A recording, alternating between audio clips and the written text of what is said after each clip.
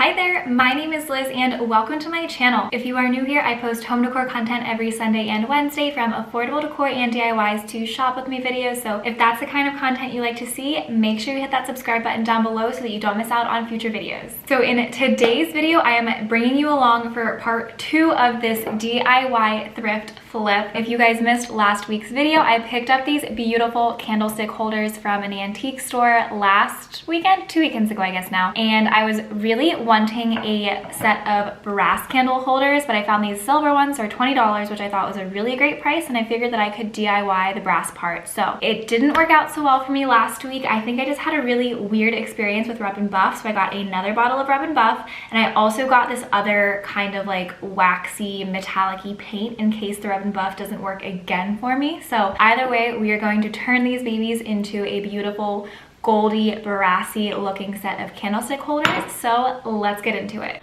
Okay, so here is my workspace for this project. I've got my candle holders, and gosh, I love the shape of these, but I also have a microfiber cloth, our Rub and Buff, and antique gold, and I will have this linked for you guys in the description box down below, so check that out. I'm gonna link it on Amazon because I personally love 2-day shipping, but you can find it at Michael's for a little bit cheaper. And this is my backup option today. It's gilding paint in the color brass. I just picked this up at Michael's when I grabbed the Rub and Buff, and if I don't end up using it today, I thought it still might be fun to try out on another project at some point, but I will also try to link this for you guys down below.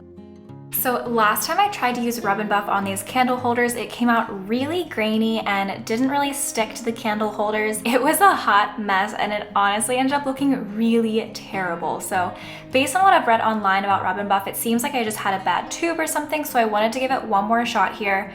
And so I also grabbed a water bottle cap so that I could squeeze a little bit out and mix it around in there if I needed to. I was really trying to pull out all of the stops to make this work this time. And then before I opened the tube, I tried to mix it around with my fingers and also shake it up a bunch just to make sure that the product was really well mixed, because I think that was part of my issue last time. So right off the bat, I noticed that the consistency of this one seemed a lot better already. It was a pretty smooth consistency, not super watery at first like it was last time, and also not really grainy, which I was really excited to see. So everything that I have read about Rub and Buff online says that a very small amount goes a really long way with this stuff, so I dabbed just a tiny bit on my finger and started with that. And my first impression here was that it was already working so much better than the last time. Just to be safe, I still squeezed some out into this cap so that if I needed to mix it up at all, I could. And I am just gonna go ahead and speed this part up for you guys. So here we are with just that big bottom portion done. It was still a little grainy and not quite as smooth as I wanted it to be. I wasn't honestly 100% happy with it at this point, but I decided to keep on going and to try to really perfect the process to get after that end result that I was after. So I finished out that bottom part and quickly learned that the little divots on these candle holders were going to be a little tricky.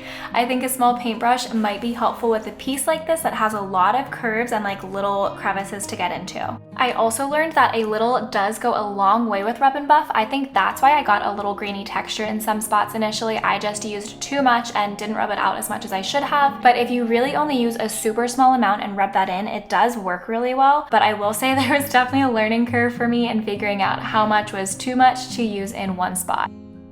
So here is the first one mostly finished. I wasn't completely happy with it, but I did feel like I learned a lot through the process of doing this one, so I wanted to try to do the second one with the Rub and Buff and see if I could actually get this process figured out. I'll speed through this second one for you guys, but the second candle holder definitely came out so much better than the first. I tried to only really use a small amount through the whole thing, and it turned out pretty well, I think. As you can see here, the bottom section was looking a lot better than the first one, so I was pretty pumped about that and excited to finish out the rest of it.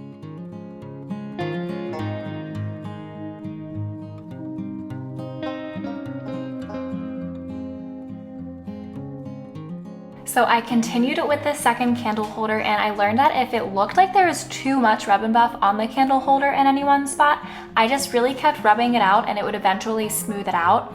I would also wipe my finger on this towel if there was too much product buildup, and I found that to be really, really helpful. I was also really surprised at how quickly this stuff dries. It was dry to the touch in only like a matter of seconds, which was pretty cool. And then to really get in the little crevices on the bottom, I used this microfiber cloth to rub in the Rub and Buff. I thought that it got the product in the little corners a little bit better than my fingers could. So as you can see here, I would just take the tube and squeeze a little bit onto that bottom section and then use the towel to really rub it in, and I thought that that worked pretty well. So here we are, all finished. I was so excited with how this one turned out. It was quite a feat after last week, and I do really love the color that these turned out. I think it's a really beautiful gold color that I will definitely use again. And to smooth out that first one a little bit, I actually went in and sanded off any excess product and then just kind of redid it any spots that needed it, and I think it turned out pretty well as well. So here they are, just styled on the little bookshelf that I have, and I think they look so cute.